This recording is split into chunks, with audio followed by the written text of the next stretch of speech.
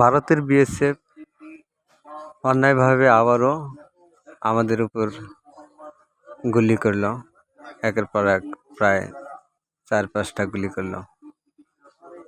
এদের পাকিস্তানি যে ওদের শিক্ষা দিচ্ছে সে শিক্ষায় হয় নাই, আবার বাংলাদেশের উপরে এসে অন্যায়ভাবে ঝাঁপিয়ে পড়তেছে।